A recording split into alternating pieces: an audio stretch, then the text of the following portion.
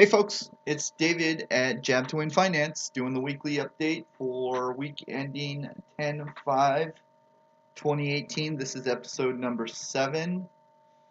Kind of humming along here. There's people out there watching, so I'm producing. I don't care if it's 2 people, 1 person. I'm doing this. I don't care if it's 0. I'll keep doing this just to go through the motions because it's that much fun. So what do we got going this week? A lot happened. What did happen? Roth liquidated, was going to dollar cost average, but not with the Thursday dip. We'll talk about that first. I'm not my when I transferred funds, I put a transfer in from my other financial advisor brokerage, and I transferred everything to M1 as previously stated. And in that, my taxable, sum it up quickly, my taxable funds, i.e. my IRA, transferred stock for stock into M1, but my Roth didn't. And the reason he gave me was the transfer just happens more smoothly when you liquidate. And I guess tax reasons, I don't know, but for whatever reason they liquidated, I found out. I was pissed at first, because all the dollar cost averaging I've been doing on my Roth for the past 6 months was down the tubes. But then I got kind of lucky with the dip on Thursday. So, and then he ultimately said that, I told him I wanted to go in my own direction and kind of do my own, call my own shots. And he kind of said, you got to put your money where your mouth is in, a nice way. But yeah, and so I did. And I liquidated, or he liquidated. I bought $6,700 worth of new stock for my Roth into M1. And it actually worked out in my favor very nicely because of the dip on Thursday. Yes, not yesterday. I'm filming today. Today's like Tuesday of the next week. So like I said, I worked 7 days last week, so I'm trying to catch up here. Got finally a few hours here of downtime, so we're gonna do this. Anyways, long story short, there, just to sum that up, I also had I had a $350 or so in stash. I liquidated that because there was a $1 fee on that every month. And when you get, picky about every dollar, when you're really, investing and watching your stuff, you don't want to pay that $1 because I wasn't gonna further invest in stash. I want everything to be in M1 right now because there are no fees, there are no commissions. It's the way to go. M1 is the way to go. If you're watching this and you want to, see what M1's about, here's a $10 credit down in the comments. Click on the link. Easy to set up. $100 to get you started. You could be doing this. So I did liquidate that. First dividend was paid out. I'll go into that a little later. I'll show you that. It was 14 cents. V and Q, I believe. And singles expanded. I need to stop on my single stocks, and I do need to stop. And I hope for the last 4 or 5 days, I kind of feel like I'm done. So that's good. We've gone 5 days. Let's look at the big board here. Overall numbers, looking good. We did have a dip, obviously. You can't really see it here. Oh, yeah, you can. 0.07%, or tenths of a percent there. Down on the liquid fund. The retirement is still up and up because there's a lot of long-term growth in that. This is a new section, so my board's it's changing every week it seems like, but this is the new add-on here, and I need to be watching this every month, or every week, I'm sorry. My remaining Roth allowance for 2018, and remember folks, you can put, it's $5,500 per single person, what is it, 11 for a couple, I don't know, but you could put $5,500 into your Roth, and that allocation goes until tax day of the following year. So just remember, that's a big thing. I learned the hard, not the hard way, I guess, but the good way, because I was able to get almost $5,000 into my 2017 Roth when it was already 4 months into 2018. So I've got basically, let's see, 6 months left to get $3,100 into my Roth. I'm a little behind. tax return might have to help me there. Okay, the big number is here, the net worth 1,200, and the real big number actually for me is this negative this debt, and that's 13.2. I can't remember off the top of my head what it was last week, but like I said, it's going to be coming down every week, and hopefully it comes down more and more because we're trying to hit it there. So okay, we're going to I'm going to go into M1. I'm going to start doing this a little more often and talk about what we're looking at here. So this is the big fund. This is the 1A, 1B, 2A, I call them. And this is liquid investing, liquidated, assets that I can have fairly quickly. Had a little issue on my previous videos there with the buy order issue, and that's resolved. This grew pretty good this week because I liquidated the stash, the 324 into stash. So what I chose to do, and it's a little imbalanced as you can see with the singles, and I'm just going to let it ride from this point on. I'm not going to screw with it, and hopefully these two guys catch up to this guy. And that's with investing 50 bucks. I think I'm set for 50 bucks a week or something on this guy. But hopefully we balance out here. Things are looking good though. It's considering we're in a dip still. It's Tuesday and the market actually has come up a little bit, so that's good. But I'm going to take a look at some of these here. Some ETF, I didn't really do much on that last week. It's doing good though. Here's where the this is where I got the dividends at, or my first dividend. Oh, I had 27 cents. Let's see here.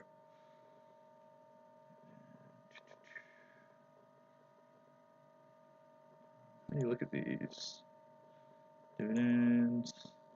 There's the V&Q, 14 cents. But I must have got another one and I didn't realize it, so that's pretty cool.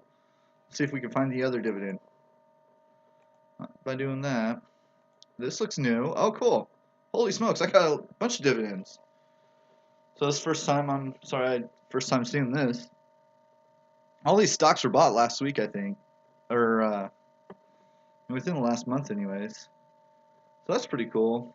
ITA came up, Aerospace 1, VOO, 4 cents. And this is at the low end, I'm just getting started on this account. I did see 24 cents from ITA dividend payout in my stash account that's sitting there. So I have 24 cents sitting in my stash still. So that's pretty cool. Dividends are coming up. That's not even my dividend. And the irony is that's not my dividend portfolio because I have a dividend portfolio right here with, 2 dividends. Boy, I'm learning all kinds of stuff on this here. Let's see what those guys are. And to do that, let's go into activity. Dividends, dividend. Man, I've got I'm rolling dividends everywhere. So there must be another one somewhere. Just go back.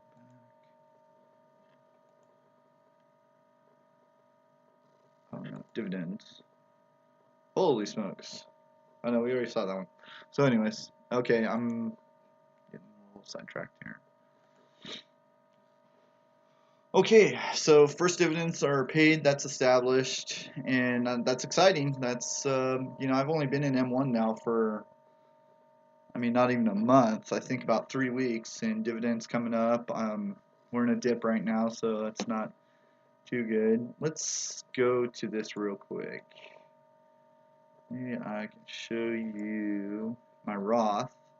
So here's the Roth buy. Everything. Just to give you a comparison of how good of a discount I bought at, I'm up $20 right now. Now I did an IRA buy on a down day back in July 24th, and it was actually a down day in stocks, and I was pretty excited. So when I bought on my IRA, that was exciting. And just to show you how far down the market is, I'm minus 289 on that buy. But the buy I made the other day here when the other broker did, that's why I say the other broker did me a huge favor with liquidating, because I was going to dollar cost average this. I had a plan. I divided by 4. I was going to, buy over 4 weeks and dollar cost average that $6,400 or 67 something, or or 66. I can't remember what the number was. I was going to dollar cost average it and do all that, and then I just saw the market just falling like a rock on Thursday, and I put the buy in. Unfortunately, you don't have the downfall, and I totally get it now, especially with this buy, and I'm done with these big buys. Is you can't pull the trigger on a buy. Their buying window is, I think, 9 o'clock Central Time between 9 and 9:30 Central Time every day, and so that's the only time to go. This is not a trader, a day trader site. So this is buy and hold, and you need to buy in the right days, and I got in. So I'm very thankful, very humble for what happened, and that will be helpful in the future. Singles expanded. Let's hit that topic real quick, and I will let you go. I am rambling again. Back to liquid. So I get watching these YouTube videos, and everyone's got their own opinion on certain stocks, and the David Ramsey philosophy I should say, is don't buy singles, don't ever buy singles, and you just get so excited by looking at these other guys and what they're getting. So I'm going against the grain here a little bit, but here's what I bought for my singles. These are companies I admire, I like. I know I have read the analysis on every single one of them, so I do know what I'm getting into. It is speculative. These buys are 100%. I don't have time to technically analyze everything, but I need to learn how to a lot better. So I'm going to try to hold. I need to stop here. 1, 2, 3, 4, 5, 6, 7, 8. Need to stop there. Got a little bit of money from my stash rollover the other day in here, and talk about a few of these. Oil, I just always like investing in oil, so that's one of the things. I don't know. I like with gas, I like seeing when the gas price goes up, I know I'm making money. That's kind of a little easier on me when I'm pumping that gas. So that's why I got that. JD.com, Ryan Scribner goes into that, and I got watching him on it. I think he's got a great, outlook on it, and I think he's right. If you search Ryan Scribner, JD.com, he posted that recently. Microsoft, that's a good buy still. It's still climbing and everything, and I've already got Apple in my other portfolio, so I've got to have Apple, or Microsoft and Apple, right? Transcentrics, I got this from that, oh gosh, what's that, financial education channel with guy's name's Jeremy. This one actually popped pretty good when I first bought it. Not sure what it's doing right this second. Switch is also from Jeremy. The thing is, we both live in Vegas, and I've worked right next to Switch, and that place is a monster. It's huge, and the contracts they have and everything, I really do think this is one of those up-and-coming stocks. It's like, share price doesn't mean everything, but it is around $5-6 a share, I believe. They will tell me. It's my 972. Wow. So I was just off there a little bit. Anyhow, back to singles. Boeing. Boeing's just a safe bet altogether. GE's a discount. A lot of people are saying that's a discount buy right now, and I think GE is, given its history, going to be around for a while. And they just got a new CEO, apparently, and that's why it's popping right now. And it is popping, I think. Actually, I should be up on that. Yeah, I am. That's the first time I've seen that stock up, so that's pretty cool. And folks, I'm not claiming to know what I'm talking about 100% at this point. I'm just telling you what I know and observe. So obviously not a professional, just more or less recording this experience, and hopefully I get better. But that's what it's 1369 is pretty good from what I'm used to seeing. So looks like that might work out. What else do we got going? L Brands. So this is Victoria's Secret. This is where did I see this one at? Oh, Dustin at Jazz Wealth, I think, does a video on that, and it seemed pretty good at the time. Let me see what it's. Not that it matters what it's doing this very second, but it's down a little bit.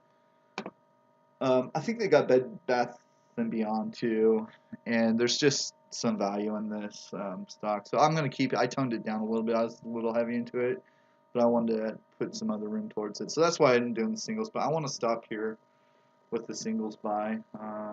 Wonder if any dividends have come. No dividends, so wasn't trying anyways. Let's go back to liquid. Dividends. Just go over my dividends stocks real quick here. I'm still liking those. I like every single one of these.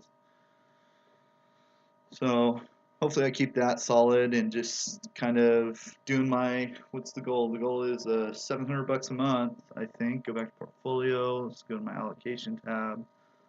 Everything's still true to this. 175 a week, 700 a month. It's tough right now. I'm not making as much money as I, in the heydays of the summer, but I'm, I got a payday this week, so I'm gonna save. I'm gonna buy 175 at the end of this week, and then, set aside another 175 to buy the following Thursday, and I'm gonna do that on automatic transfer out. So that's where we're at. That's pretty much it, folks. Just going over that. Went a little long this week, rambling. So if I don't see any views on this, I won't hurt my feelings. But thanks for watching, and we'll catch you on the flip side.